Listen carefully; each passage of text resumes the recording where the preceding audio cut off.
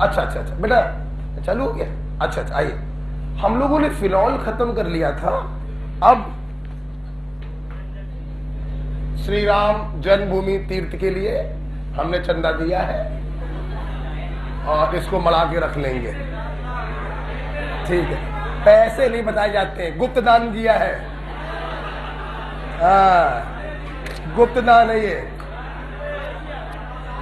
बस तुम लोग बात करने योग्य नहीं हो, हट आ जाओ। बेंजल्डिहाइड की बात करेंगे। सबसे पहला पॉइंट है, इसे ऑयल ऑफ बिटर एलमंड भी कहते हैं। बोलो बच्चों, ऑयल ऑफ बिटर एलमंड भी कहते हैं। और यार देखो तो, मुझे बेंजल्डिहाइड में कुछ पढ़ाना ही नहीं है। देखो कॉपी पर पहला लिखा है method of preparation रोजनमुंड reduction with the help of Lindlar's catalyst. Acid chloride ले लो, लिंडलर्स कैटालिस्ट डाल दो।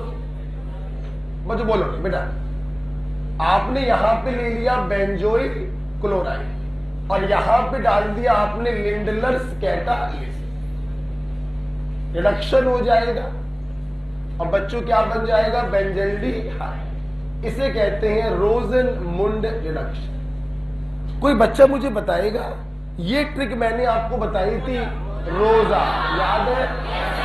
रोजा, रोजनमुंड, ऑक्सो स्टीफन, ओनली फॉर एल्डी। तो पुरानी रिएक्शन है। आगे बढ़िए, आगे वाली देख के तो आंसू आ जाएगा। स्टीफन रिडक्शन कौन सा? ये रहा स्टीफन। यहां पे क्या ले लेंगे? साइनाइड। स्टीफन रिडक्शन में हम लोग साइनाइड को रिड्यूस करते हैं CHO में, याद है बच्चों? What is Stephen's reducing agent? SnCl2 plus concentrated HCl followed by hydrolysis. This is Stephen's reduction. अगला पॉइंट भी देख के आंखें तो भरी आएंगी। Cross dry distillation calcium salt of monocarboxylic acid. नजरे सामने, नजरे सामने। मैंने बेंजोइक एसिड का कैल्शियम सॉल्ट लिया। बच्चों सामने देखो, अगर मैं इसका ड्राई डिस्टिलेशन कराऊं, ये सिंपल ड्राई डिस्टिलेशन होगा, आपको ओपन चेन कीटोन मिलेगा। यहां पर भी बेंजीन आ जाएगी और यहां पर भी बेंजीन आ जाएगी। ये तो बच्चों बन गया बेंजोफिनोन। क्या बन गया? मेरे को बेंजोफिनोन नहीं बनाना था, मेरे को तो बेंजल्डिहाइड बनाना था, यहां पर H लाना था। अब समझ तो गए होगे। चूंकि डिफरेंट ग्रुप ला रहे हो तो हमें मिक्सचर का इस्तेमाल करना पड़ेगा। एक लोगे इसका कार्बोक्सिलिक एसिड का कैल्शियम सॉल्ट और दूसरा लोगे इसके कार्बोक्सिलिक एसिड का calcium salt, that is calcium form. समझ में आ गया? इसे कहते हैं क्रॉस डिस्टिलेशन। एक वैलेंसी पर ये आ जाएगा और दूसरी वैलेंसी पर ये आ जाएगा। समझ में आया कि नहीं आया? आगे बढ़े बच्चों। एक चीज मैं आपको और बताना चाहता हूं, ये लैबोरेटरी मेथड है बेंजल्डिहाइड का। आपकी कॉपी पे नहीं लिखा है, हाशिए पे लिखो। बेंजाइल क्लोराइड,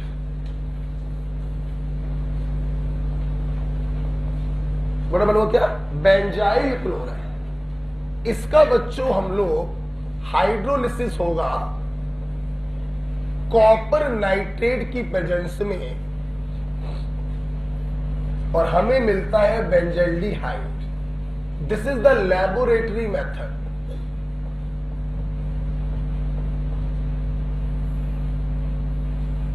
बेंजल्डिहाइड को बनाने का ये लैबोरेटरी मेथड है। कॉपर नाइट्रेट के द्वारा बेंजाइल क्लोराइड का ऑक्सीडेशन कराया है कॉपर नाइट्रेट से।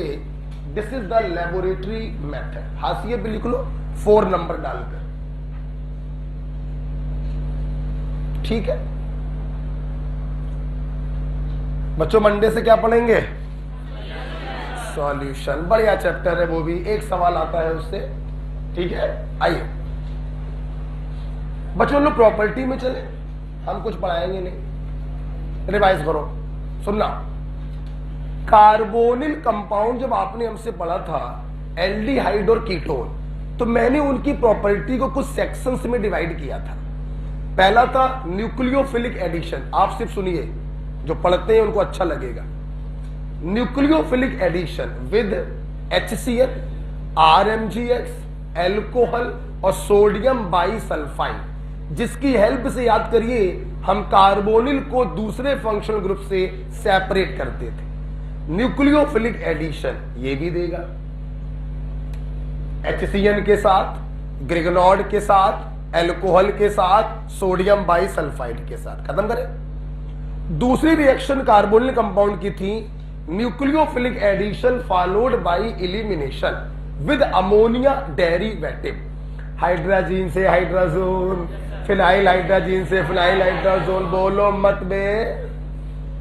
2,4-डाइनाइट्रोफिनाइल हाइड्रोजीन से 2,4-डाइनाइट्रोफिनाइल हाइड्रोजोन, हाइड्रोक्सिल एमीन से ऑक्साइन, एंड वेरी इंपॉर्टेंट एक पॉइंट पढ़ाया था, प्राइमरी एमीन से इमीन, याद है? उस इमीन को हम लोग कहते थे सिर्फ बेस, याद है? ये सारी रिएक्शन ये भी देगा। हाइड्रोजीन डाल देंगे, हाइड्रोजोन, फिनाइल हाइड्रोजीन से फिनाइल हाइड्रोजोन, बेडिस एजेंट से भी रिएक्शन करेगा, हाइड्रोक्सिल एमीन से ऑक्साइन बनाएगा, प्राइमरी एमीन से सिर्फ बेस बनाएगा। क्या बनाएगा? सिर्फ बेस विद प्राइमरी एमीन। तो ये भी वही सारी रिएक्शन शो कर रहा है जो आपके एलिफेटिक करते हैं।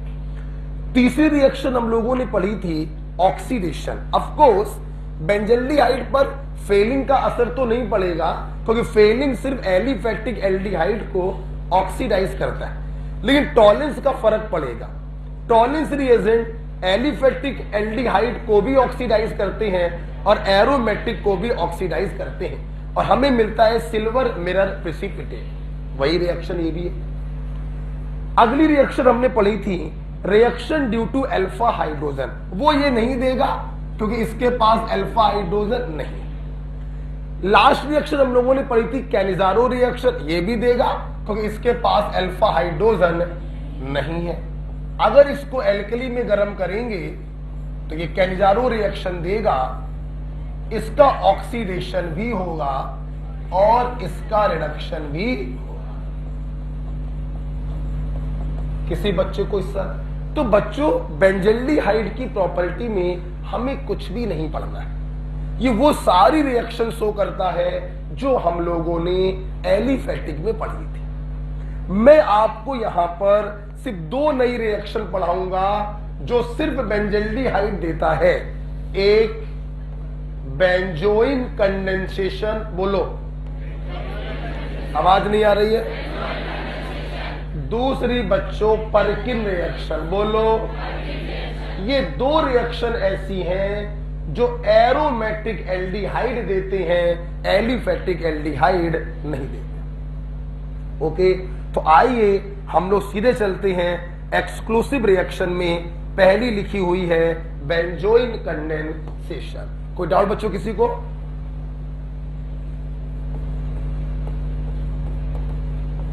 Benzoin condensation given by only benzaldehyde. ध्यान रखिएगा ये रिएक्शन एलिफेटिक एल्डिहाइड नहीं दे सकते हैं, इसीलिए हेडिंग पड़ी हुई है एक्सक्लूसिव रिएक्शन। देखिए बेटा, कैसे पहचानोगे ये बेंजोइन कंडेंसेशन है? एरो के ऊपर देखिएगा, अगर लिखा हो एल्कोहलिक केशियन, बच्चों बोलो क्या होगा? आप इसके दो मॉलिक्यूल यूज करेंगे। बच्चों बोलो कितने मॉलिक्यूल? और कुछ मत करना, समझाने का ये तरीका है, समझिए, कुछ मत सोचना। एक को बना देना सबस्ट्रेट, एक को बना देना रिएजेंट, इसका प्लस और ये कर लेना माइनस। पाई बॉन्ड कटा, माइनस पे चला जाएगा प्लस और प्लस पे चला जाएगा माइनस। देखिए क्या बन गया, C6H5CHOH। और यहां से जुड़ गया C double bond O C6H5। बच्चों इसे कहते हैं बेंजोइन। क्या कहते हैं? इस रिएक्शन को कहते हैं बेंजोइन कंडेंसेशन। चुपचाप एडिशन करवा देना, प्लस को भेज देना माइनस के पास, माइनस को भेज देना प्लस के पास, बेंजोइन बन जाए। आपकी कॉपी में हमने इसके आगे भी रिएक्शन दिखाई है। सबसे पहले मैं आपको बताना चाहूंगा कि यहां पर बेंजोइन कंडेंसेशन खत्म हो जाता है। ये मैं एक्स्ट्रा रिएक्शन दिखा रहा हूं, सब लोग देखो। कीटोन का ऑक्सीडेशन तो पॉसिबल नहीं है, सिर्फ ये सेकेंडरी अल्कोहल ऑक्सीडाइज होगा कीटोन में, तो यहां पे बनेगा C6H5 C double bond O। बच्चों इसका नाम याद रखा जाता है, इसे बेंजीन कहते हैं। क्या कहते हैं? बेंजीन। ओके, तो क्या बेंजोइन कंडेंसेशन समझ में आ गया आपको? इसका बच्चों ऑर्डर ऑफ रिएक्शन 2 होता है। अब ये ऑर्डर ऑफ रिएक्शन क्या है? ये केमिकल काइनेटिक्स में आप पढ़ते हैं, first order reaction, second order reaction, zero order reaction. तो this is the example of second order reaction. कौन सा? क्या कुछ लिखना है आपको? प्लस और माइनस दिखाना चाहो तो दिखा सकते हो, ठीक है बेटा। अगली रिएक्शन लिखी है क्लेजन सिमिट कंडेंसेशन। नहीं पढ़ाऊंगा, कौन बताएगा? ऐसे क्रॉस एल्डोल कंडेंसेशन जिसमें सबस्ट्रेट बेंजल्डिहाइड हो उसे कहते हैं क्लेजन सिमिट कंडेंसेशन। याद है? नहीं याद है? अच्छा याद है तो बताओ जरा पूरी क्लास।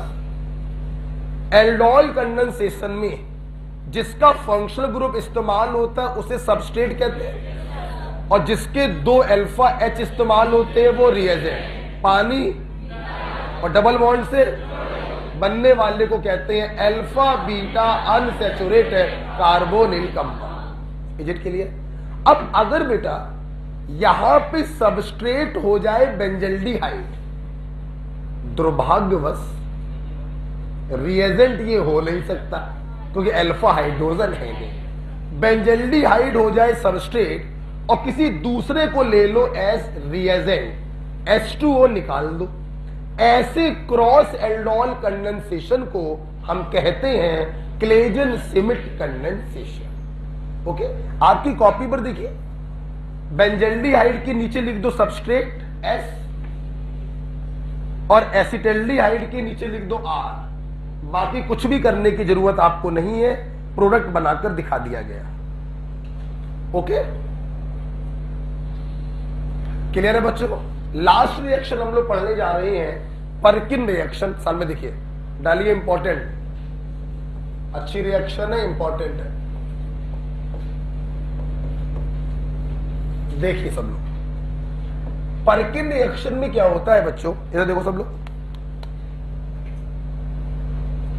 हम लोग लेते हैं benzaldehyde because this reaction is given only by benzaldehyde. Benzoin condensation और परकिन रिएक्शन ये दोनों एक्सक्लूसिव रिएक्शन है बेंजल्डिहाइड की। अच्छा, हम लोग इसका रिएक्शन कराते हैं किसी एसिड एनहाइड्राइड से।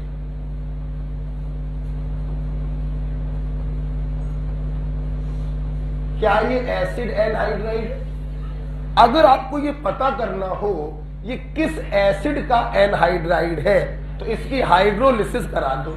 जब हाइड्रोलिसिस कराओगे तो आपको 2 मॉलिक्यूल्स ऑफ एसिटिक एसिड प्राप्त होंगे। सहमत हो? मतलब this is the anhydride of acetic acid. ठीक, हम लिख सकते हैं इसका नाम, वेरी गुड, एसिटिक एनहाइड्राइड। ठीक, अब सुन रहे ना, जिस एसिड का तुम एनहाइड्राइड लोगे उसी एसिड का तुम सोडियम सॉल्ट लोगे। यही समझने वाला पॉइंट होता है। परकिन रिएक्शन में जिस एसिड का तुम एनहाइड्राइड ले रहे हो उसी एसिड का तुम सोडियम सॉल्ट लोगे। इस स्ट्रक्चर को कहेंगे परकिन रिएक्शन। ठीक, अब सवाल ये है कि परकिन का प्रोडक्ट कैसे बनाते हैं। फ्लो सामने देखो, मैं ऐसा कर रहा हूं, मैं इसके 2H को अलग से दिखा दे रहा हूं। ठीक है, किसी को प्रॉब्लम तो नहीं? क्या करेंगे, इस प्रकार से H2O निकल गया। क्या निकल गया? ये कार्बन डबल बॉन्ड से जुड़ गया। आपका प्रोडक्ट ये बना। सब लोग ध्यान से देखिएगा, जगह कम पड़ रही है।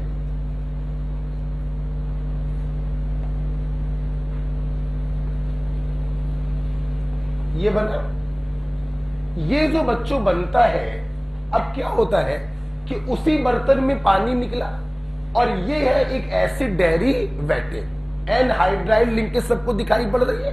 तो ये पानी क्या करता है, इसकी हाइड्रोलिसिस कर देता है।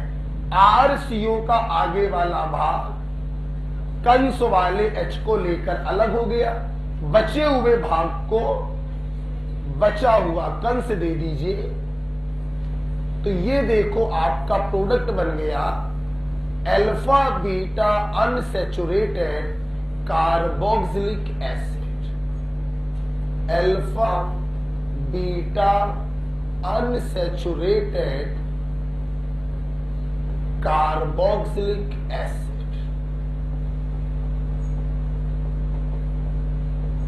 इस रिएक्शन को कहते हैं परकिन रिएक्शन।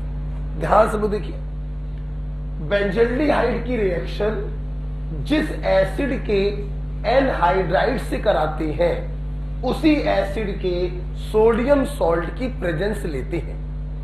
सर्वप्रथम इस प्रकार से वाटर निकलेगा, ये दोनों कार्बन डबल बॉन्ड से जुड़ जाएंगे। आपको एक दूसरा एसिड एनहाइड्राइड प्राप्त हो गया, RCOOCOR।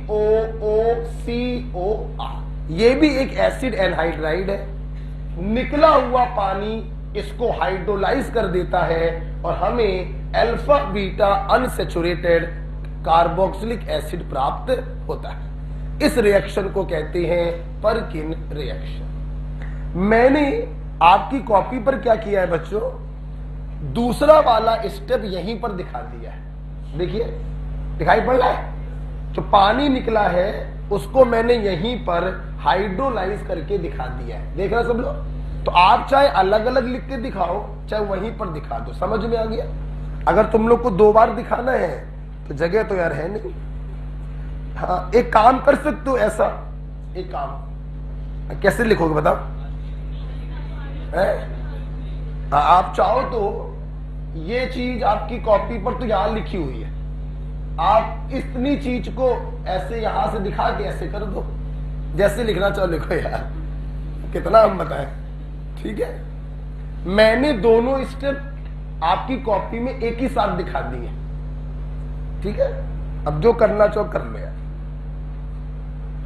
तो बेंजल्डिहाइड की रिएक्शन जब किसी एसिड के एनहाइड्राइड से कराते हैं, उसी के सोडियम सॉल्ट की उपस्थिति में, तो alpha beta unsaturated carboxylic acid प्राप्त होता है। इस रिएक्शन को कहते हैं परकिन रिएक्शन।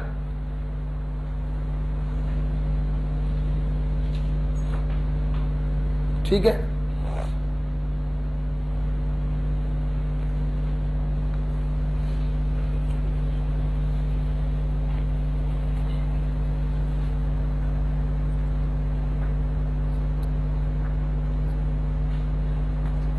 चलिए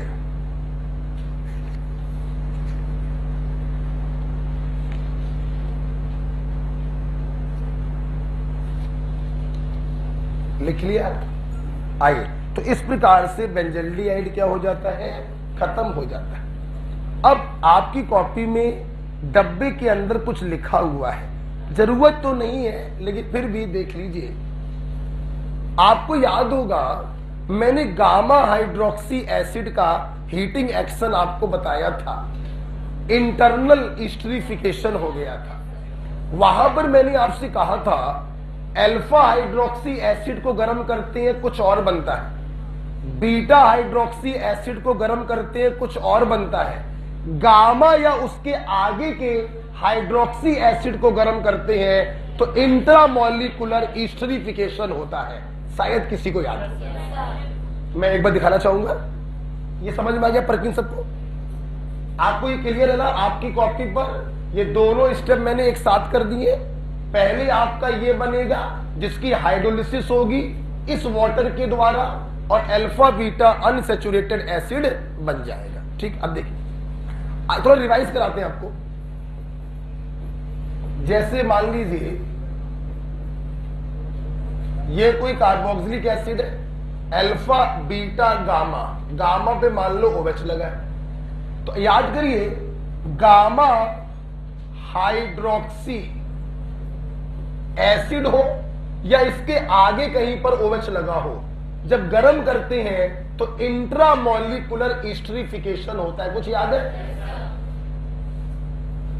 H2O निकल जाएगा, इस कार्बन और इसका ऑक्सीजन के बीच में बॉन्ड बन जाएगा, 1 2 3 4 5 कार्बन का साइक्लिक ईस्टर बन जाएगा। कुछ याद आएगा? किसी को तो याद आएगी। अच्छा, अब मैंने आपसे वहां पे कहा था अगर ये OH अल्फा पे लगा है तो गर्म करने पे कुछ और बनता है, बीटा पे लगा है तो गर्म करने पर कुछ और बनता है, गामा पे लगा है तो इंटरनल एस्टरिफिकेशन हो जाता है। आज समय आ गया है बीटा हाइड्रोक्सी एसिड का हीटिंग एक्शन देखने का। तो देखिए आपकी कॉपी पर बीटा हाइड्रोक्सी एसिड दिया गया है और इसको गर्म करना है। बेटा बहुत आसान है। देखिए अगर दिल पर हम हाथ रखकर देखें तो आपको ये याद नहीं करना पड़ेगा। क्यों? जरा इसको देखो, this is beta hydroxy carbonyl compound, याद है? जिसे आप लोग एल्डोल या कीटोल कहते थे। कुछ याद है? एल्डोल या कीटोल को गर्म करने पर अल्फा बीटा पोजीशन से पानी निकल जाता था और alpha beta unsaturated carbonyl compound बनता था। कुछ याद है?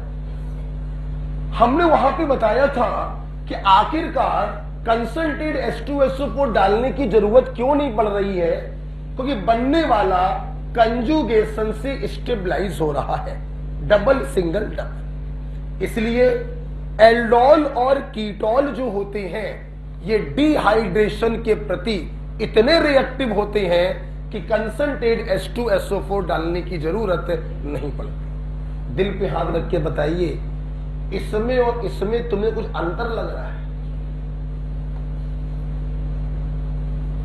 सोच के भी देखो यार, दिल पे हाथ रख के कोई अंतर लग रहा है क्या? अगर इसको गर्म करके आपने अल्फा बीटा से पानी निकाला तो यहां पर भी तो कंजुगेशन आ जाएगा। बोलो हाँ या ना?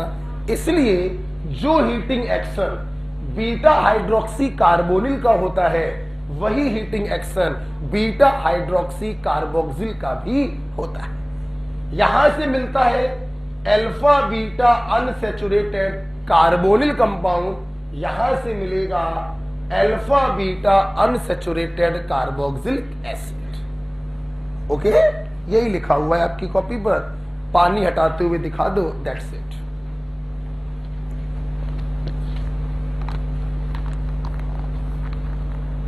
राइट बेटो? चलिए अब हम लोग आ रहे हैं एक स्टेप आगे। बेंजल्डिहाइड जिसे हम लोग ऑयल ऑफ बिटर एलिमेंट कहते हैं वो खत्म हो गया है। अगला पॉइंट है नाइट्रोबेंजीन, ऑयल ऑफ मिर्बेन या artificial oil of bitter element कहते हैं। आइए, नाइट्रोबेंजीन की कोई भी प्रिपरेशन आपकी कॉपी पर नहीं लिखी है। क्यों बताएं बे? नहीं क्यों बताएं? पहला प्रिपरेशन तो यही हो गया, बेंजीन का करा दो नाइट्रेशन, हाँ या ना, nitrating mixture NO2 plus attack करेगा और नाइट्रोबेंजीन बनेगा। क्या ये रिएक्शन लिखवाने की जरूरत थी? नहीं। दूसरी रिएक्शन भी आपको मालूम है, दूसरी रिएक्शन में तो इसका रिडक्शन है, नहीं एक ही है। तो क्या ये मुझे लिखने की जरूरत थी कॉपी पर? नहीं। इसलिए मैंने सीधे नाइट्रोबेंजीन का रिडक्शन आपकी कॉपी पर शो किया है, इसकी प्रॉपर्टी मैंने आपकी कॉपी पर शो करी। तैयार है सब लोग? देखिए, नाइट्रोबेंजीन की प्रॉपर्टी में सिर्फ एक ही प्रॉपर्टी आपको पढ़नी है और वो है इसका रिडक्शन। देखिए, जब हम लोग नाइट्रोबेंजीन का रिडक्शन करते हैं तो ये रिडक्शन बहुत सारी चीजों पे डिपेंड करता है, जैसे पीएच ऑफ सॉल्यूशन क्या होगा, जैसे रेड्यूसिंग एजेंट कौन सा होगा। हमें यहां पर बहुत प्रकार के प्रोडक्ट प्राप्त होते हैं। आइए हम आपको दिखाएं कौन सा रेड्यूसिंग एजेंट लेने पर कौन सा प्रोडक्ट बनेगा। पेन कॉपी बंद करिए, सामने देखिए, ये रहा नाइट्रोबेंजीन। हम इसका रिडक्शन कराएंगे। बच्चों, इसका रिडक्शन 3 स्टेपों में होगा। सबसे पहले 2H अंदर आए और इसको रेड्यूस कर दिया नाइट्रोसोबेंजीन में। बच्चों बोलो किसमें? एक O 2H को लेकर पानी के रूप में अलग हो गया, नाइट्रोसोबेंजीन का फॉर्मेशन हुआ।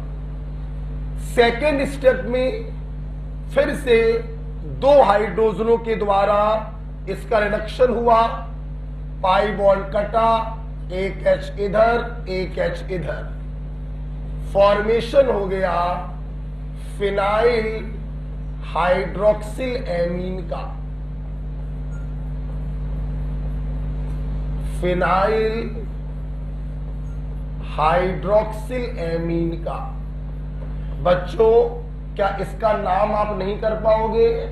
अगर C6H5 की जगह पर मैं H लगा देता, इसके सिंपलेस्ट स्ट्रक्चर पर मैं पहुंचता तो उसका नाम होता हाइड्रोक्सिल एमीन। तुमने H को हटाकर फिनाइल लगा दिया, नाम हो गया फिनाइल हाइड्रोक्सिल एमीन। सब सिखाया है, कोई बच्चा ये ना कहे, ठीक है। तीसरे स्टेप में फिर से 2 हाइड्रोजन अंदर आएंगे और इसको रेड्यूस कर देंगे, something like this. Last reducing product होगा एनिलीन। ये देखिए, मतलब नाइट्रोबेंजीन का 3 स्टेपों में रिडक्शन होता है। The first product is nitrosobenzene, the second product is phenyl hydroxyl amine, the third product is aniline. हर स्टेप में 2 हाइड्रोजन इन्वॉल्व हो रहे हैं, या आप यूं कह सकते हैं कि हर स्टेप में 2 इलेक्ट्रॉन इन्वॉल्व हो रहे हैं। Is it clear? मेरे स्टूडेंट, स्पेशली इस बैच वालों को तो मालूम ही है, 1 मोल मॉलिक्यूल जितने इलेक्ट्रॉनों को एक्सेप्ट करता है वही उसका वैलेंस फैक्टर होता है। इस बैच के बच्चों को पूरा समय देकर समझाया था। तो अगर मैं आपसे कहूं कि नाइट्रोबेंजीन इसमें रेड्यूस हुआ, बताइए इसका इक्विवेलेंट वेट क्या होगा? तो मॉलिक्यूलर वेट बाई 2 होगा। समझ में आया कि नहीं? नाइट्रोबेंजीन फिनाइल हाइड्रोक्सिल एमीन में रेड्यूस हो रहा है, बताइए इक्विवेलेंट वेट क्या होगा? m/4। नाइट्रोबेंजीन एनिलीन में रेड्यूस हो रहा है, बताइए इसका इक्विवेलेंट वेट क्या होगा? m/6। 1 मोल मॉलिक्यूल जितने इलेक्ट्रॉनों को लूज या गेन करता है वही उसका बैलेंस फैक्टर कहलाता है। इस बैच में मैंने 5-10 मिनट पूरा समझाया था। क्या पॉइंट था? हाँ, H2SO4 वाला पॉइंट था। याद आ गया सबको? चलिए, आपके नीट में ये सवाल आ चुका है।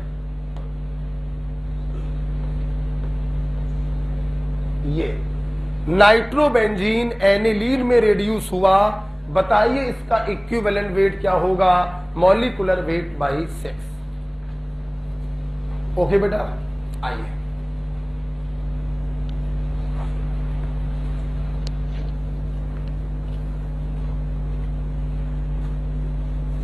ठीक है, आइए देखते हैं। अब सवाल बच्चों ये है कि किस रेड्यूसिंग एजेंट में कौन सा प्रोडक्ट हमको प्राप्त होगा। तो ये डिपेंड करेगा आपने रेड्यूसिंग एजेंट क्या लिया हुआ है। ठीक, जैसे इसको ऊपर कर दो। देखिए, सबको पहले क्लियर हो गया। 2-2 H अंदर आएंगे और प्रोडक्ट बनाते चले जाएंगे। पहला प्रोडक्ट है, मुंह से बोलो, जोर से बोलो, दूसरा बोलो, जोर से बोला करो, फिर से बोलो, तीसरा बोलो। ठीक, अब कौन से रेड्यूसिंग एजेंट में क्या बनेगा ये देखना है। देखिए, ध्यान रखिएगा दिमाग में, ठीक है। ये रहा नाइट्रोबेंजीन।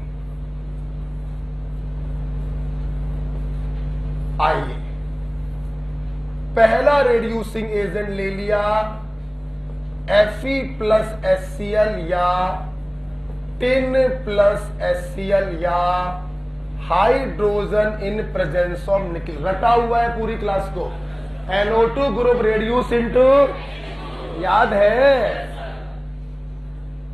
यहां पे आपको तीसरा प्रोडक्ट मिल गया एनिलीन। बोलो, याद आ गया? नेक्स्ट, हमने दूसरा रेड्यूसिंग एजेंट लिया Fe+स्टीन। हमें पहला प्रोडक्ट यहां पर मिलता है नाइट्रोसोबेंजीन। बच्चों बोलो कौन सा? बच्चों बोलो कौन सा? हमने यहां पे लिया जिंक प्लस NH4Cl। हमें दूसरा प्रोडक्ट प्राप्त होता है फिनाइल हाइड्रोक्सिल एमीन। अरीबा जी, आपने यही सवाल भेजा था हमको, ठीक है, तो वेट किया करिए, खत्म नहीं हुआ था एरोमेटिक। तो जिंक प्लस NH4Cl अगर लेंगे तो हमें प्राप्त होगा फिनाइल हाइड्रोक्सिल एमीन। राइट, आइए आगे बढ़े। अब मेरी बात सुनना बेटा, जो पहला वाला रिडक्शन हो रहा है, अगर ध्यान से देखें तो वो एसिडिक मीडियम में हो रहा है। किस में हो रहा है? Acidic medium. दूसरा और तीसरा अगर आप देखें तो ये न्यूट्रल मीडियम में हो रहा है। बोलो किस में हो रहा है? एसिडिक मीडियम में रिडक्शन हो गया, न्यूट्रल मीडियम में रिडक्शन हो गया।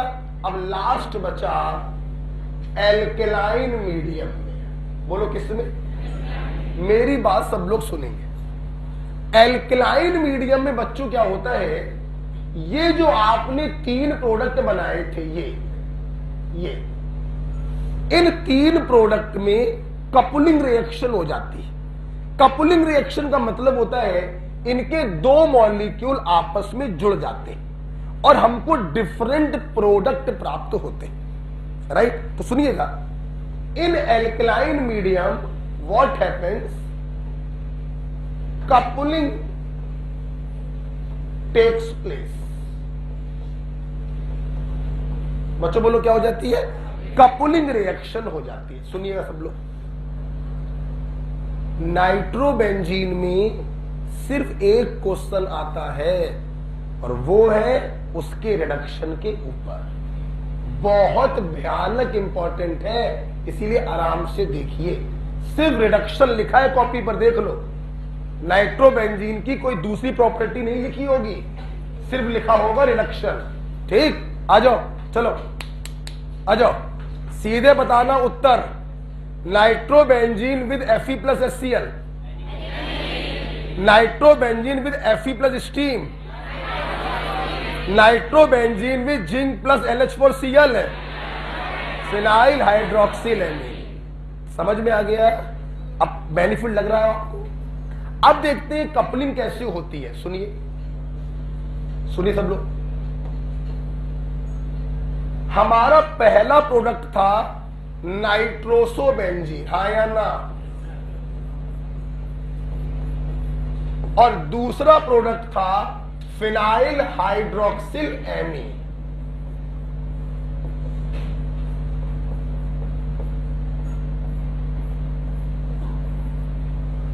क्लियर बच्चों? सब लोग देखेंगे। थोड़ा सा घुमा के लिख दे रहा हूं, बस थोड़ा सा घुमा के लिख रहा हूं। OH को ऐसे ऊपर दिखा दे रहा हूं और एक H इसका और दिखा दे रहा हूं, ठीक है? Phenyl hydroxyl amine. कपलिंग देखो कैसे होगी बच्चों।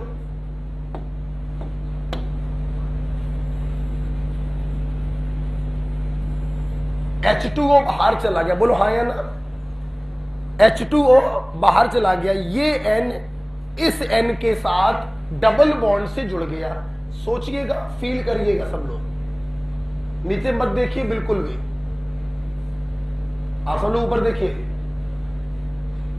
ये N इस N के साथ डबल बॉन्ड से जुड़ गया।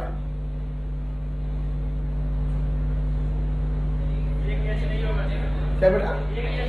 हाँ वही मुझे लग रहा था कि ज्यादा लग रहा है ना।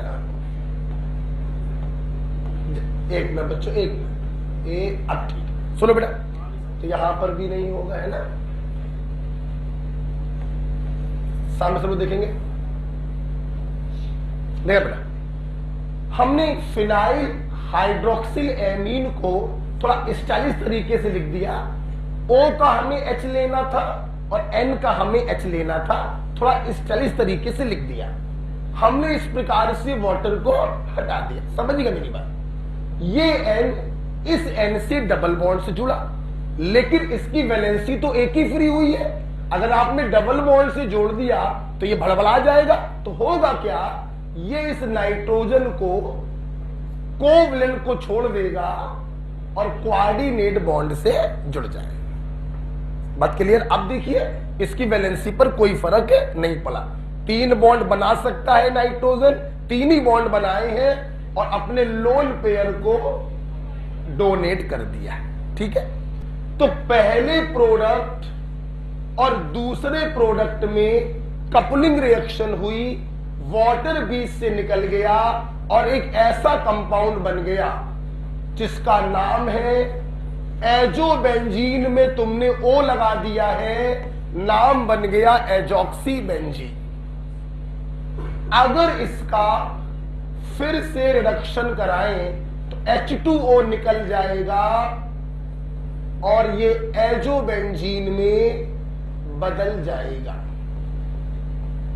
किस में बदल जाएगा? एजोबेंजीन। अगर हम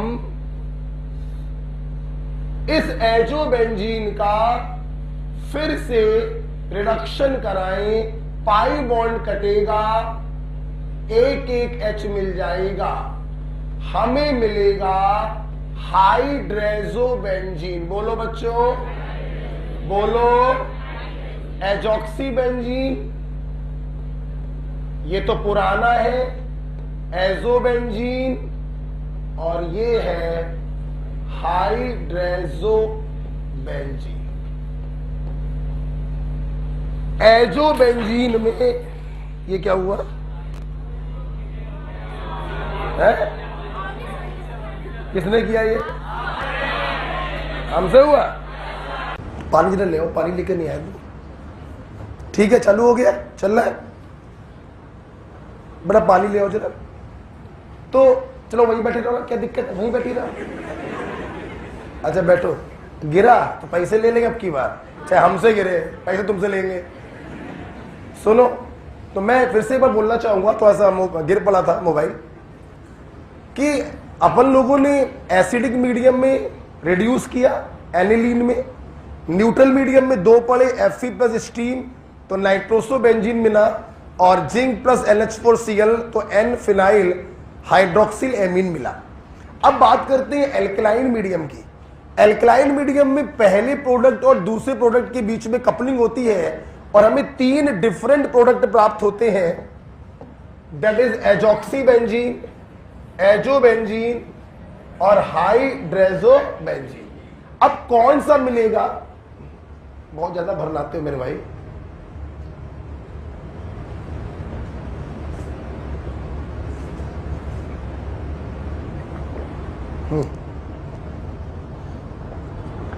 तुम बहुत जल्दी ट्रेंड हो गए हो, बहुत बढ़िया।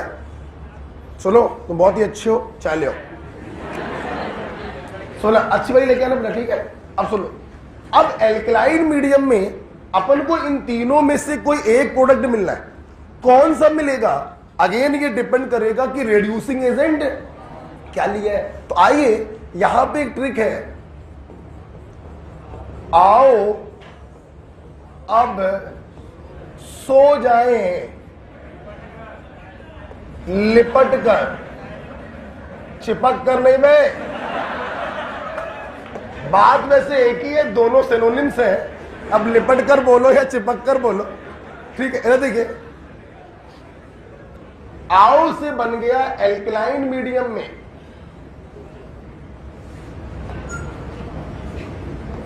एल्कलाइन मीडियम में अब आर्सेनाइट,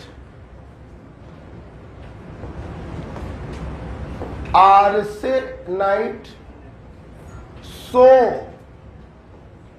स्टेनाइट जाए जिंक डस्ट लिपट कर LiAlH4। देखिए, एल्कलाइन मीडियम में आर्सेनाइट का इस्तेमाल करेंगे तो फर्स्ट प्रोडक्ट आपको मिलेगा, दैट इज एजॉक्सीबेंजीन। एल्कलाइन मीडियम में अगर स्टेनाइट का इस्तेमाल करेंगे तो सेकंड प्रोडक्ट आपको मिलेगा एजोबेंजीन। और एल्कलाइन मीडियम में जिंक डस्ट का इस्तेमाल करेंगे तो थर्ड प्रोडक्ट आपको मिलेगा हाइड्रेजोबेंजीन। रही बात लिपट कर क्यों आ गया, LiAlH4 चौथे नंबर पर आया। और जैसा कि आप जानते हैं, जब चौथे नंबर में तो कुछ है ही नहीं तो उसको मानते क्या है, सेकंड वाला। तो LiAlH4 से वही मिलता है जो स्टेनाइट से मिलता है, दैट इज एजोबेंजीन। हमारे ऑफलाइन के स्टूडेंट इस चीज को पहले से भी जानते हैं। अगर नाइट्रोबेंजीन पर आप LiAlH4 डालते हैं तो याद है आपको, एनिलीन नहीं मिलता था, एजोबेंजीन मिलता था, याद है। तो please listen to me, please रुक जाओ, सवाल पहले समझो। सवाल होगा, नाइट्रोबेंजीन पर हमने आर्सेनाइट को डाला इन एल्कलाइन मीडियम, बताइए क्या बनेगा। तो एल्कलाइन मीडियम का मतलब है कपलिंग रिएक्शन 1 2 3, वो वाले 1 2 3 नहीं, ये वाले 1 2 3। तो आर्सेनाइट में पहला मिलेगा एजॉक्सीबेंजीन। सवाल आया, नाइट्रोबेंजीन पर एल्कलाइन मीडियम में स्टेनाइट को डाला, कौन सा प्रोडक्ट मिलेगा, सेकंड वाला। एल्कलाइन मीडियम के सेकंड वाला, दैट इज एजोबेंजीन। नाइट्रोबेंजीन पर जिंक डस्ट डाला, बताइए क्या मिलेगा, एल्कलाइन वाला थर्ड वाला मिलेगा, दैट इज हाइड्रेजोबेंजीन। क्लियर। तो आओ अब सो जाएं लिपट कर। जगह दी होगी नीचे मैंने, अब आपको ये लिखना है।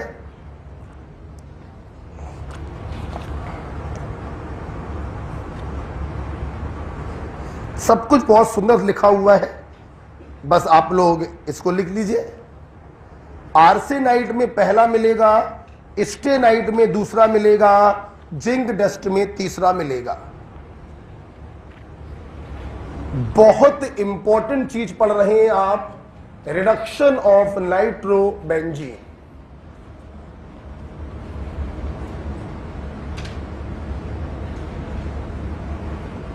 ठीक है।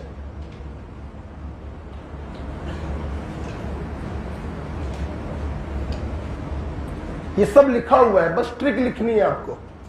आओ अब सो जाएं लिपट कर आर्सेनाइट से पहला मिलेगा, स्टेनाइट से दूसरा मिलेगा और जिंक डस्ट से तीसरा मिलेगा। चौथे नंबर पे चूंकि कुछ है ही नहीं, इसलिए चौथे वाले से वही मिलेगा जो दूसरे वाले से मिल रहा है। ठीक, यहां पर बैठे शायद ही किसी बच्चों को आर्सेनाइट और स्टेनाइट का फार्मूला मालूम हो। आइए मैं आपको दिखाता हूं। सब लोग तैयार हैं? देखिए, तो एक बार जरा कहीं किसी बच्चों को कंफ्यूजन ना हो, इसे मैं एक बार और बोलना चाहूंगा, ऐसे भी खत्म ही होने वाला है। ठीक है, देखो हम लोग पढ़ रहे हैं रिडक्शन ऑफ नाइट्रोबेंजीन। नाइट्रोबेंजीन का रिडक्शन 3 स्टेपों में हुआ था शुरुआती दौर। नाइट्रोसोबेंजीन, फिनाइल हाइड्रोक्सिलेमीन, एनिलीन। बच्चों, एसिडिक और न्यूट्रल मीडियम में इन्हीं तीनों में से एक आंसर आएगा, लेकिन एल्कलाइन मीडियम में पहले दो आपस में कपल करेंगे, एजॉक्सीबेंजीन, एजोबेंजीन और हाइड्रेजोबेंजीन को बनाएंगे। ठीक, आइए ये रहा नाइट्रोबेंजीन। ठीक, अब तुम लोग बताना आंसर, नाम बताना सीधे। ठीक, डाल दिया Fe plus HCl, aniline, Fe plus steam, nitrosobenzene. दिमाग में ट्रिक चलाते रहो, nitrosobenzene. Zinc plus NH4Cl, phenyl hydroxylamine. Alkaline medium में आर्सेनाइट, एजॉक्सीबेंजीन। क्या मिलेगा? एल्कलाइन मीडियम में स्टेनाइट। क्या मिलेगा? क्या मिलेगा? Zinc dust, hydrazobenzene, LiAlH4, azobenzene. तो ये सारे रेड्यूसिंग एजेंट अब डाल किसके ऊपर रहे हो? नाइट्रोबेंजीन के ऊपर, और डिफरेंट प्रोडक्ट आपको प्राप्त हो रहे हैं। अभी क्लियर हो गया? बहुत तेज बोलोगे, बहुत तेज बोलोगे, आग बंद करके बोलना। Fe प्लस HCl या tin plus HCl? Fe plus steam, zinc plus LH4Cl, phenyl hydroxylamine. जोर से बोलो। एल्कलाइन मीडियम में आर्सेनाइट, एल्कलाइन मीडियम में स्टेनाइट, एल्कलाइन मीडियम में जिंक डस्ट, और LiAlH4 से अगेन स्टेनाइट वाला मिलेगा एजोबेंजीन। अभी क्लियर हो गया? पक। आइए अब हम लोगों ने acidic medium, neutral medium, alkaline medium, तीनों मीडियम में नाइट्रोबेंजीन का रिडक्शन ना सिर्फ पढ़ा बल्कि हम लोगों को रट भी गया। अब हम लोग लास्ट जा रहे हैं इलेक्ट्रोलिटिक रिडक्शन। मतलब अब नाइट्रोबेंजीन का रिडक्शन हम किसी रेड्यूसिंग एजेंट से नहीं करेंगे, हम करेंगे इलेक्ट्रोलिसिस के द्वारा। किसके द्वारा? तो एक आवाज में बताना, अगर इलेक्ट्रोलिसिस से किसी का रिडक्शन करोगे तो कैथोड पर होगा या एनोड पर? कैथोड पर। रिडक्शन हमेशा कैथोड पर होता है और एनोड पर हमेशा ऑक्सीडेशन। तो हम लोग जो कुछ भी पढ़ेंगे अब कैथोड पर पढ़ेंगे। 3 रिडक्शन पढ़ने आपको, strongly acidic medium, weak acidic medium और एल्कलाइन मीडियम। लर्निंग ट्रिक है, बाप उल्टा बाप, उल्टा बाप। P से बना पैरा एमिनोफिनॉल, A से बना एनिलीन और B से बना बेंजीडीन। उल्टा बाप। पैरा एमिनो फिनॉल, फिनॉल की पैरा पोजीशन पर NH2 लगा दो। A से बना एनिलीन और B से बना बेंजीडीन।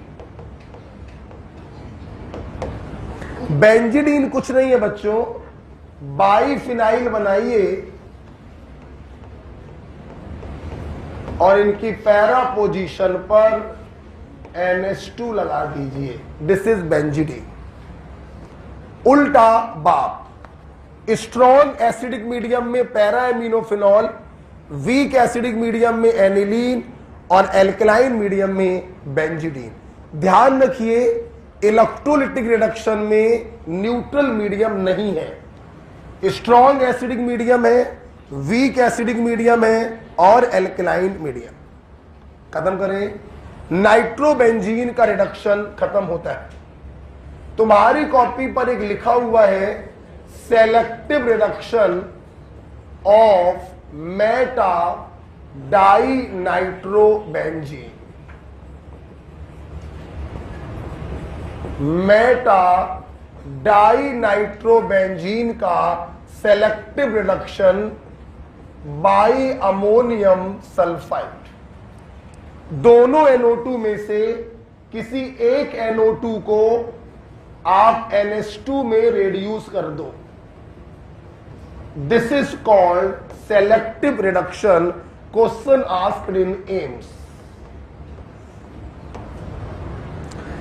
डाई नाइट्रोबेंजीन में अमोनियम सल्फाइड ले लो या अमोनियम हाइड्रोजन सल्फाइड ले लो, आपका एक NO2 NH2 में रेड्यूस हो जाएगा। ध्यान रखना बे, दिस इज एक्सक्लूसिव रिडक्शन है मेटा डाई नाइट्रो का। ऑर्थो पैरा लोगे तो ऐसा नहीं होगा। Exclusively meta die nitro benzene. कोई डाउट किसी को? बाप समझ में आ गया? फुल फॉर्म बोलो, पी से, ए से, बी से, मीडियम बोलो, स्ट्रॉन्गली एसिडिक, वीक एसिडिक और एल्कलाइन। Neutral medium. अब बताओ, हमने नाइट्रोबेंजीन में सिर्फ क्या पढ़ा है? रिडक्शन, और कोई रिएक्शन पढ़नी ही नहीं, राइट। हम लोग आगे जा रहे हैं लास्ट हेडिंग की तरफ, दैट इज एनिलीन। बच्चों, शुरू का हमें पढ़ाने की जरूरत ही नहीं है, सीधे मैं प्रॉपर्टी पे आया हूं बच्चों। तो ये एनिलीन बनाने का भी कोई तरीका पढ़ने की जरूरत है? अब ही पढ़ चुके हो। अब भाई देखो, चल बोल बोल बोल। Nitrobenzene with Fe plus HCl, aniline बना। और nitrobenzene with weak acidic medium, aniline बना। हाँ या ना? हम लोग सीधे प्रॉपर्टी पे आ गए। क्या बच्चों एनिलीन के पास कंस है? तो विकास पोरवाल के सोडियम के साथ कौन सी गैस? ग्रिगनॉर्ड के साथ एल्केन, क्या बनेगा? और एसिड डेरिवेटिव क्या करेंगे? RCO का आगे वाला भाग कंस वाले H को लेकर अलग, बचे हुए भाग को बचे हुए कंस से जोड़ो। बच्चों, अगर तुमने एसिटिल ग्रुप को इंसर्ट किया तो रिएक्शन कहलाएगी एसिटाइलेशन। बेंजोइल ग्रुप को इंसर्ट किया, बेंजोइल। और benzoylation in aniline and phenol, Schotten Baumann reaction. को दिखता है? नेक्स्ट पॉइंट, एनिलीन की reaction chloroform in presence of alkali carbyl amine reaction, test of primary and. अब बच्चों सुनो, देखो आपको याद होगा जब मैं एलिफेटिक एमीन पढ़ा रहा था, इसी कॉपी में है, एक हेडिंग डाली थी मैंने, reaction given by primary amine, याद है? उसमें कार्बिल एमीन था, हॉफमैन मस्टर्ड ऑयल रिएक्शन था और HNO2 था। मेरे भाई, carbyl amine aliphatic primary amine भी देती है, एरोमेटिक प्राइमरी एमीन भी देती, लेकिन हॉफमैन मस्टर्ड ऑयल और HNO2 ये दोनों रिएक्शन प्राइमरी एलिफेटिक एमीन देती हैं, एरोमेटिक एमीन नहीं। विश्वास है तो देखो, ये रिएक्शन तो तुम्हारी आत्मा में चली गई है कि अगर एरोमेटिक प्राइमरी एमीन में हम HNO2 को डालेंगे तो अल्कोहल नहीं आता है बल्कि डायजोटाइजेशन हो जाता है। याद है कि नहीं? याद है कि नहीं? अगर एलिफेटिक प्राइमरी एमीन होता तो अल्कोहल बन जाता एरोमेटिक प्राइमरी अमीन है तो डायजोटाइजेशन हो गया। अब जरा तुम लोग देखो हॉफमैन मस्टर्ड ऑयल रिएक्शन, हमने डाला कार्बन डाई सल्फर। अब देखना बच्चों, जब एलिफेटिक प्राइमरी अमीन लिया था तो 2H और सल्फर निकल गया था, एल्किल आइसोथायोसाइनेट बना था जिसकी स्मेल सरसों के तेल जैसी होती है। उस रिएक्शन का नाम था हॉफमैन मस्टर्ड ऑयल रिएक्शन। बच्चों H2S तो यहां भी निकलेगा लेकिन अलग अंदाज में निकलेगा, और यहां पर सरसों के तेल जैसी खुशबू नहीं आएगी। इसलिए ध्यान रखना, mustard oil reaction always given by primary aliphatic amine, not by primary aromatic amine.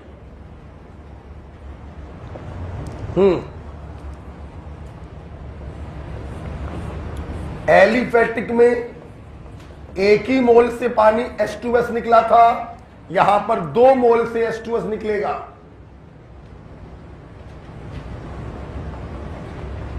ये देखिए बच्चों, एक कार्बन से वो वाला जुड़ जाएगा,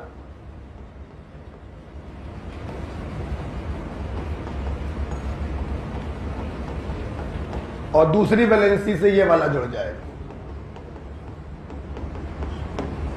कोई डाउट? क्या ये सरसों के तेल जैसी खुशबू वाला कंपाउंड है?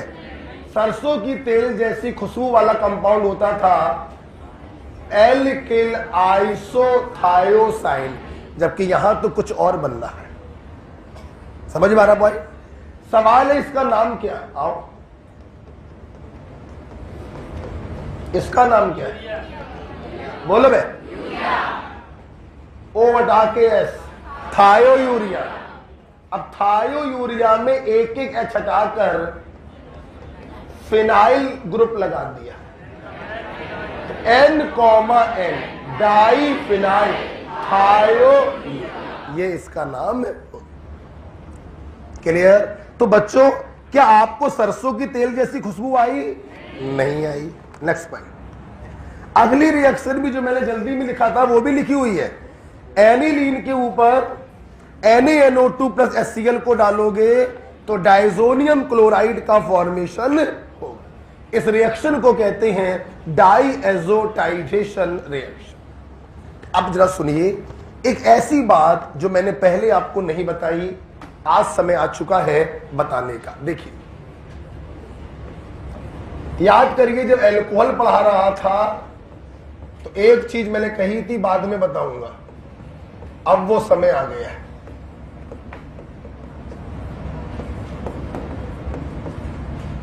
सुनिए सब लोग,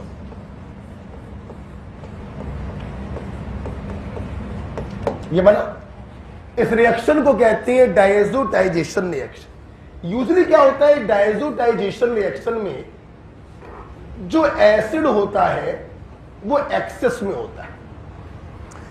सीबीएसई में सवाल पूछा गया कि डायजोटाइजेशन में HCl को एक्सेस में क्यों लेते हैं। अब सुन लो, मेरी पूरी क्लास जानती है डाइजोनियम कैटायन एक ऐसा कमजोर इलेक्ट्रोफाइल है जो एनिलीन और फिनॉल की पैरा पोजीशन पर अटैक करता है और डाई का फॉर्मेशन करता है, जिसे हम लोग कहते हैं कपलिंग रिएक्शन। कुछ याद है?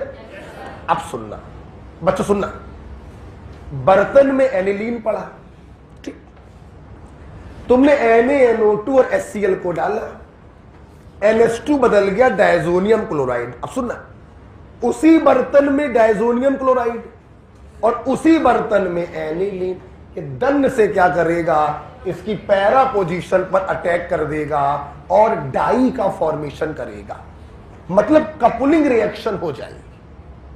हम तो चाहते थे कि डायजोनियम क्लोराइड बन जाए, BDC बन जाए, BDC बना, लेकिन बनने के बाद एनिलीन से फर्दर रिएक्ट कर गया और डाई का फॉर्मेशन हो गया।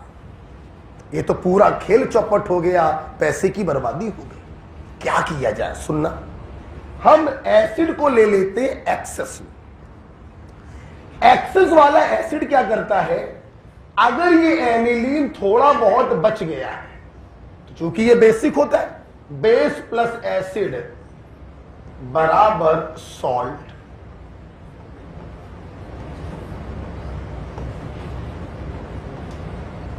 ये देखो, इस एक्सेस ऑफ HCl ने क्या किया, बचे हुए एनिलीन को बर्बाद कर दिया। जहां ये हाईली रिंग एक्टिवेटिंग होता है, वही अब साला हो गया हाईली रिंग डीएन। क्या अब ये इसकी पैरा पे अटैक करेगा? नहीं करेगा। तो सवाल आता है, डायजोटाइजेशन रिएक्शन में एसिड को एक्सेस में क्यों लेते हैं? तो उत्तर देंगे टू अवॉइड कपलिंग रिएक्शन। क्योंकि एक्सेस वाला एसिड बचे हुए एनिलीन को एनिलीनियम क्लोराइड में बदल देता है, रिंग एक्टिवेटिंग ग्रुप को रिंग डीएक्टिवेटिंग ग्रुप में बदल देता है।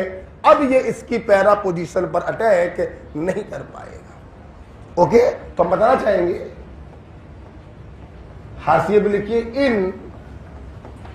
हाशिए भी लिखिएगा, इन diazotization reaction HCl is taken in excess to avoid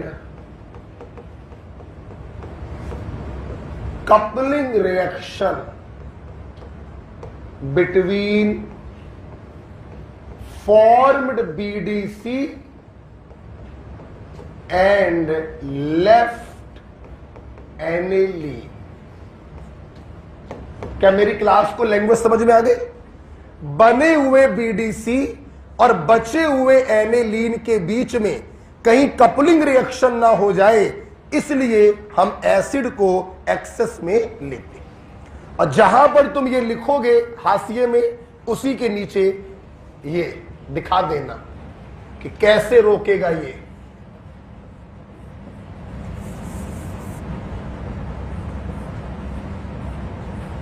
access of HCl कैसे रोकेगा कपलिंग रिएक्शन, ये भी हाशिए में दिखाइए।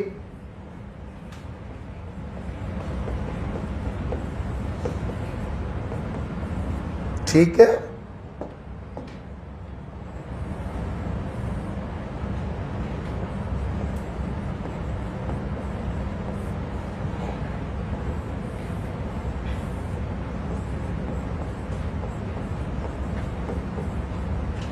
समझ में आ गया ऊपर क्या लिखा हुआ है? हाँ देखिए बेटा, बहुत बढ़िया, क्या बात। कितने सवाल है? 160 बांट दो, एक एक सीट गिन के ही दीजिएगा। ठीक है, क्लियर? क्या आपको कपलिंग रिएक्शन में एक्सेस ऑफ एसिड का काम समझ में आ गया? ये स्ट्रॉन्ग रिंग एक्टिवेटिंग को डीएक्टिवेटिंग में बदल देता है। क्या अब diazonium cation coupling reaction show करेगा? नहीं करेगा। ठीक है, चलिए हाशिए पे लिखिएगा उसको।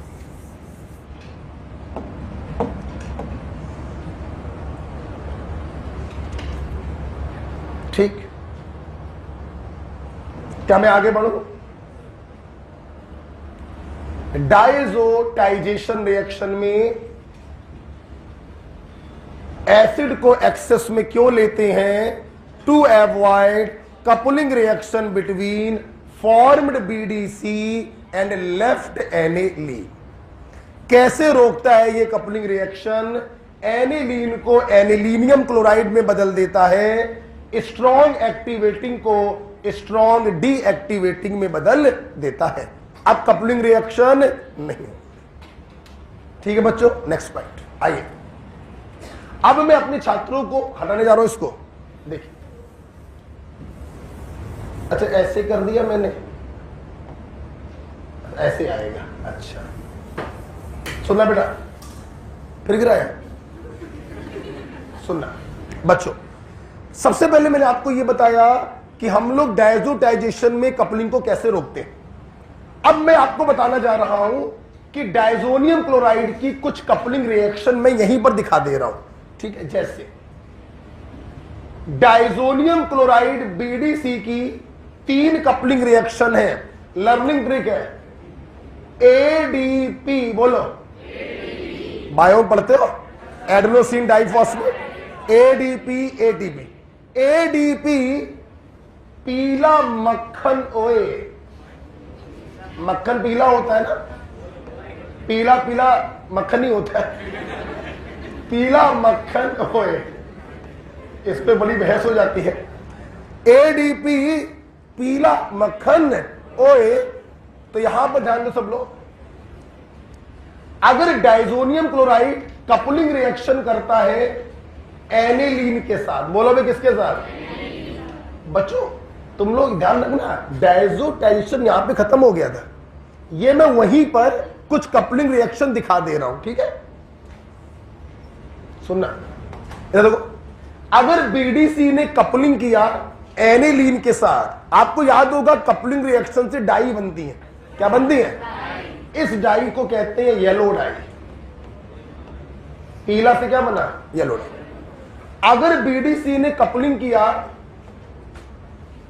डाई मिथाइल एनिलीन के साथ, तो मक्खन का अंग्रेजी में बटर, बटर येलो डाई।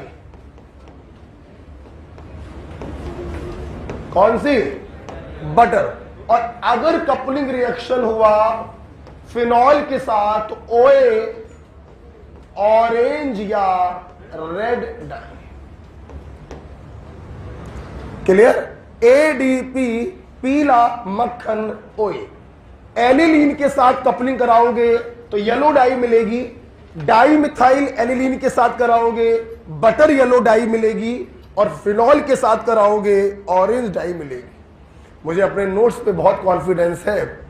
आप जानते हैं आपका यही क्वेश्चन अभी रिसेंटली नीट में आया है, 18-17 की बात है, रिसेंटली नीट में पूछा गया फिनॉल के साथ बीडीसी की कपलिंग होने पर कौन सी डाई मिलती है, ऑरेंज बोलो या रेड डाई बोलो। एडीपी पीला मक्खन ओए लिखा गया बाद में, पहले हमें सुनिए। क्या मेरे बच्चे डाई बनाना जानते हैं? ये अटैक ऑर्थो पे करेगा या पैरा पे? आइए डायरेक्ट डाई बनाकर देखते हैं। तैयार है सब लोग? चल बनाते हैं येलो डाई। क्या होगा?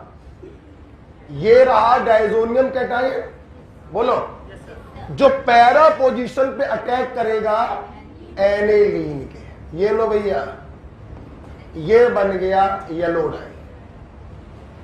ठीक, हमें बनानी है बटर येलो डाई। ये रहा डाइजोनियम कैटायन जो अटैक करेगा para position of di methyl aniline, दोनों H को हटाओ, 2 CH3 लगा। हमें बनानी है ऑरेंज डाई। ये रहा डाइजोनियम कैटायन जो अटैक करेगा पैरा पोजीशन ऑफ फिनॉल पर। ये रहा आपका ऑरेंज डाई। कोई दिक्कत? किसी बच्चों को फार्मूले लिखने का मन हो लिख ले। एडीपी पीला मक्खन ओए, एनिलीन के साथ yellow die, di methyl aniline के साथ बटर येलो डाई, फिनॉल या नेप्थॉल के साथ ऑरेंज या रेड डाई। इन्हीं रिएक्शनों को बच्चों हम लोग क्या कहते हैं?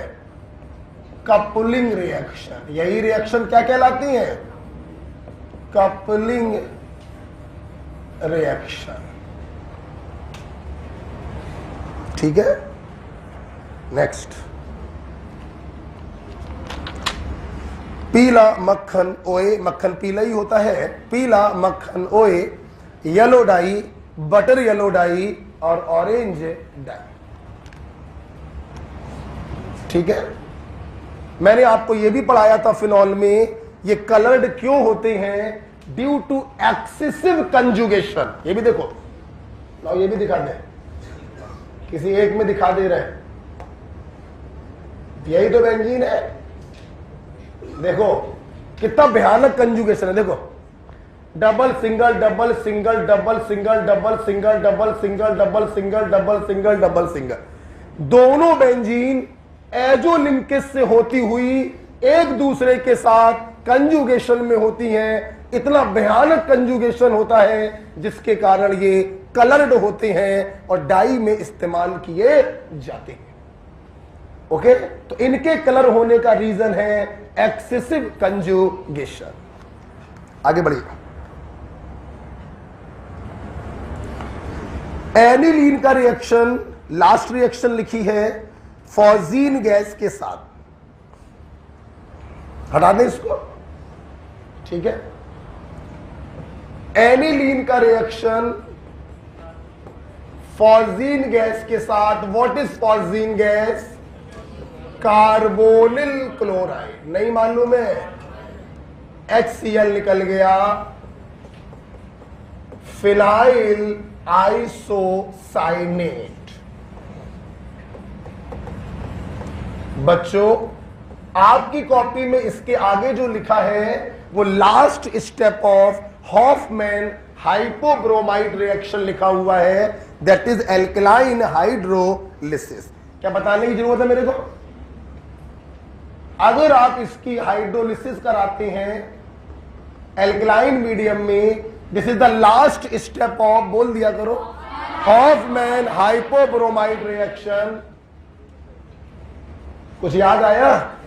चलिए बड़ा, इसी के नीचे मैंने डब्बे के अंदर एक फोटोकॉपी रिएक्शन कराई है कि मिथाइल एमीन ले लो और इसकी रिएक्शन फॉर्जीन गैस से कराओ, बनेगा मिथाइल आइसोसाइनेट। इसी को कहते हैं MIC, Bhopal tragedy gas. Bhopal में जो एक बहुत भयानक ट्रेजेडी हुई थी, इसी गैस के कारण हुई थी, मिक के कारण।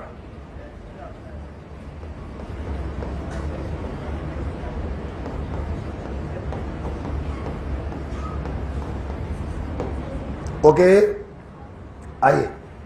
जैसे एनिलीन ने रिएक्शन किया वैसी रिएक्शन मिथाइल एमीन करता है फॉर्जीन गैस के साथ। नेक्स्ट पॉइंट, लास्ट रिएक्शन आपकी कॉपी पर लिखा है एनिलीन की इलेक्ट्रोफिलिक सब्स्टिट्यूशन रिएक्शन। कितने लोगों के साथ सावधानी बरते हैं? 2, हेलोजिनेशन और नाइट। या तो सावधानी बरतो या फिर रिंग प्रोटेक्शन करा। अगर सावधानी नहीं बरतोगे तो ट्राई सब्स्टिट्यूशन होगा विद पुअर यील्ड। जैसे सब लोग बताना, पहली वाली रिएक्शन में क्या सावधानी बरती है? इसीलिए देखिए ट्राई ब्रोमो एनिलीन बना।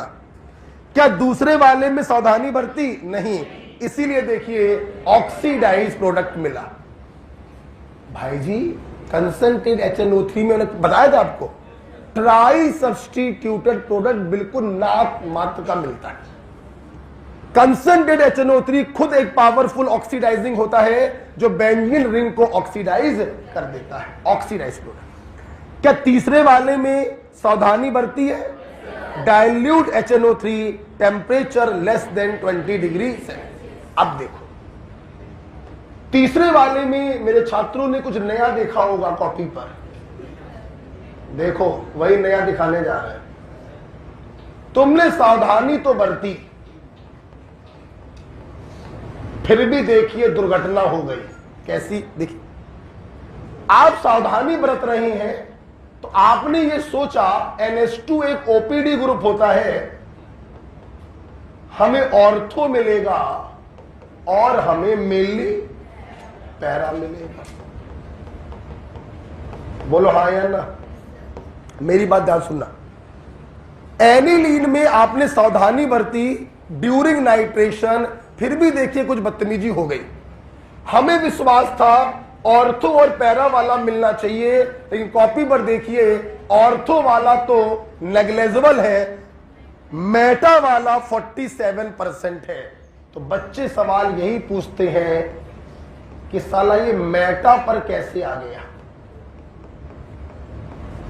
ये 51% दिल को सुकून है, कोई दिक्कत नहीं, लेकिन ये 47% कैसे हो गया? बच्चों को ये समझ में नहीं आता। देखिए NH2 is a basic group, OPD है, इसमें कोई शक नहीं। ये जैसे ही आप HNO3 डालते हैं तो इसका H+ ये ले लेता है और मोस्ट ऑफ द मॉलिक्यूल इस फॉर्म में एग्जिस्ट करते हैं, and this is a Meta directing. इसलिए NO2+ का अटैक मेटा पर हो जाता है और आपका मेटा वाला 47% प्राप्त होता है। क्लियर? यही एक स्पेशल पॉइंट था, एनसीईआरटी का पॉइंट है, ध्यान रखना है, एनसीईआरटी में लिखा ही पॉइंट। पैरा वाला 51%, मेटा वाला 47%, ऑर्थो वाला नेग्लेजिबल। क्वेश्चन ये था मेटा वाला कैसे इतना ज्यादा बन गया, उसका रीजन है प्रोटोनेशन। प्रोटोनेशन हुआ, एनिलीनियम आयन का फॉर्मेशन हो गया, इसलिए मेटा वाला 47% प्राप्त होता है। बाकी कंसंट्रेट H2SO4 डालोगे कोई प्रॉब्लम नहीं होती है, ऑर्थो और पैरा पर SO3H ग्रुप आ जाएगा। सावधानी सिर्फ कितने लोगों में बरतते हैं? हैलोजिनेशन और नाइन। क्या सल्फोनेशन में क्या मैंने सावधानी बताई थी? नहीं। एक ग्रुप SO3H का ऑर्थो पे आ गया, एक बार पैरा पर आ गया। बच्चों ध्यान रखना, जब बेंजीन रिंग पर NH2 और SO3H दोनों ग्रुप होते हैं तो इसका नाम होता है सल्फेनिलिक एसिड। नाम बोलो बच्चों, सल्फेनिलिक एसिड। ये देखिए कैसे नाम पड़ता है सल्फेनिलिक, ये भी सीखिए। सल्फा से मतलब होता है SO3H और एनिलीन, एनिलीन में SO3H ग्रुप लगा दो, सल्फेनिलिक एसिड। ओके, एनिलीन में SO3H ग्रुप लगा दो, नाम बना सल्फेनिलिक एसिड। क्लियर? बच्चों अगर तुम चाहते हो कि नाइट्रेशन कराएं और हमारा जेन्युइन वाला प्रोडक्ट बने ऑर्थो और पैरा, ये ना बने, तो सबसे बढ़िया तरीका है रिंग प्रोटेक्शन, क्योंकि सावधानी बरतने के बाद भी दुर्घटना घटित हो रही है। आप चाहते हो दुर्घटना बिल्कुल घटित ना हो तो आप कराएंगे रिंग प्रोटेक्शन, जो मैं आपको फिनॉल में पढ़ा चुका हूं। आइए फॉर प्रैक्टिस दोबारा पढ़ा देते हैं, लिखना नहीं है, नजर सामने रखिए। फॉर प्रैक्टिस, तुम लोग मेरा साथ दो, चलो बताओ। सबसे पहले क्या कराएंगे? Ring protection. बोलो बे, क्या ये कंस रिएक्शन होगी? RCO का आगे वाला भाग कंस वाले H को लेकर अलग हो जाएगा।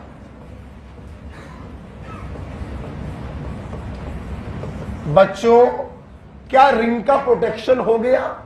समझाओ कैसे हो गया। अब इसका लोन पेयर यहां तो जाएगा तो यहां पर भी जा सकता है, तो इसका रिंग एक्टिवेटिंग पावर, अब कोई दिक्कत नहीं है। नाइट्रेशन कराना था, आपको पूरा मिक्सचर इस्तेमाल करना पड़ेगा, जिसे नाइट्रेटिंग मिक्सचर कहते हैं। ऑर्थो और पैरा पर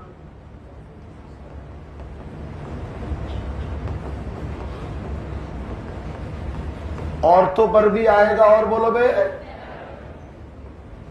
बच्चों, इसे एसिटिल ग्रुप कहते हैं ना, इसीलिए कभी कभी एग्जामिनर ऐसे भी लिख देता है, तो परेशान मत हो जाना। एसी का मतलब एसिटिल। अब वापस से मेरे को एनिलीन को पैदा करना था, क्या करा दें? RCO का आगे वाला भाग कंस वाले H को लेकर अलग हो जाए। ये देखिए आप अपने प्रोडक्ट पे आ गए, ऑर्थो नाइट्रो एनिलीन और पैरा नाइट्रो एने। तो एनिलीन के केस में जब नाइट्रेशन कराया तो सावधानी बरतने के बाद भी दुर्घटना घटित हो गई और मेटा वाला 47% बन गया।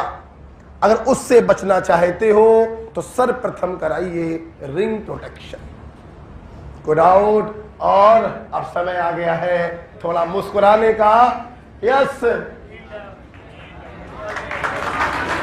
Organic chemistry finish. जय हो। ठीक है, आइए। पहली बार, ऐसा कभी हुआ नहीं, ऐसा पहली बार हुआ है 17-18 सालों में। ठीक है, और 17-18 साल हो भी गए कि ऑर्गेनिक केमिस्ट्री हमने कभी खत्म करी हो 20 फरवरी को, मतलब हमेशा खत्म होती थी 20 अप्रैल 25 अप्रैल को, और 4 मई को पेपर होता था। खैर 2 महीने पहले पहली बार खत्म हुई है, लेकिन मैं आपको वादा करता हूं, क्योंकि मैं अब आगे से हमेशा डेली पढ़ाने वाला हूं। अब अगले साल आप लोगों का सिलेक्शन हो जाएगा, और अगर आपके जो छोटे वोट भाई हमसे पढ़ने आएंगे, आप देखिएगा जब मैं शुरुआत से डेली पढ़ाऊंगा, विकास पुरवाल का सिलेबस लेट के पढ़ाऊंगा ना, तो भी मिड ऑफ फरवरी में खत्म हो जाएगा। मिड ऑफ, कोई मुझे डेली पढ़ाने की जरूरत कोई पड़ी नहीं। अब डेली पढ़ाया करूंगा, चाहे एक बैच कम पढ़ाए। मिड ऑफ फरवरी में सिलेबस खत्म। आप लोग आए थे शायद अक्टूबर 20 अक्टूबर, चलो 1 अक्टूबर मान लेते। ठीक, अब देख भाई, अक्टूबर, नवंबर, दिसंबर, जनवरी, फरवरी, मार्च, कितना महीना हुआ? 6 महीने में सिलेबस खत्म हो रहा है अगर मैं डेली पढ़ाता हूं। अगर बच्चे जुलाई में आ जाते हैं, जैसा कि होता है, तो जुलाई, अगस्त, सितंबर, अक्टूबर, नवंबर, दिसंबर में खत्म। चल अगस्त मान लेते हैं, तो जनवरी और सितंबर मान लेते हैं, तो मैंने सोच लिया है मैं कभी अल्टरनेट नहीं पढ़ाया करूंगा। 2 घंटे की क्लास एंड डेली क्लास, बच्चे भी सुकून में रहते हैं और टीचर भी सुकून में रहते हैं। चलिए, सो खत्म होता है ऑर्गेनिक केमिस्ट्री। हम लोग मंडे को पढ़ेंगे क्या? सॉल्यूशन। बच्चों, एरोमेटिक की सीट आपके ऐप में पड़ जाएगी और आप उसके सवाल लगा के डाउट मुझे भेजिए।